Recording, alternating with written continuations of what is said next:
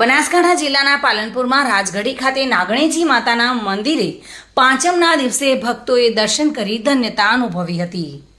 પાલનપુર રાજગઢી ખાતે આવેલ નાગણેજી માતાનું મંદિર વર્ષમાં 2 વખત જ ખુલે છે, આઠમ અને નાગ પાંચમના દિવસે, જેથી આજે મંદિર ખુલતા ભક્તો મોટી સંખ્યામાં દર્શન કરવા મંદિરે આવ્યા હતા।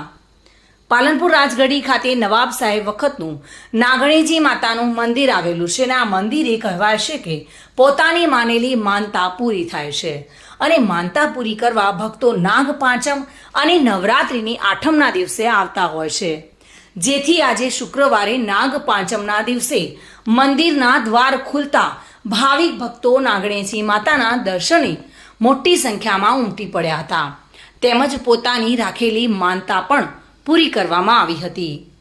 વર્ષમાં 2 વખત ખુલતું આ મંદિર ચમત્કારિક મંદિર છે।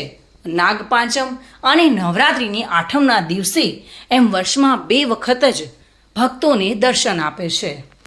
આપણા પાલનપુરમાં નાગણેશ્વરી માતાનું મંદિર આપણા જ્યારે નવાબ સાહેબે લગ્ન કર્યા હતા માનભાઈ સાથે, ત્યારે માનભાઈ શ્રીફળ અને માતાજીની ચૂંદડી લઈને આવેલા અને ત્યારે એ રોજ આ મંદિરની પૂજા કરતા હતા અને એમને સિદ્ધપુરથી બ્રાહ્મણોને બોલાવેલા અને એમને કામ સોંપેલું માતાજીની પૂજાનું।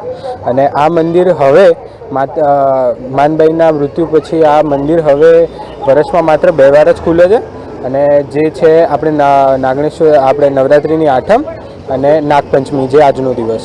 આજના દિવસે ઘણા બધા ભક્તો અને લોકો માતાજીના દર્શન કરવા આવે છે અને આજે આ મંદિર ખોલવાનું મેઇન કારણ એ કે વર્ષમાં 1 વાર ખુલવાના કારણે જે આપણી ભક્તોની બાધાઓ હતી અને બધાને મનોકામનાઓ હતી પૂર્ણ કરવા માટે એ લોકો આ મંદિર આજે ખોલવામાં આવે છે, જેથી એ લોકો પોતાની બાધા પૂરી કરી શકે અને માતાજીના દર્શનનો લાભ બી લઈ શકે।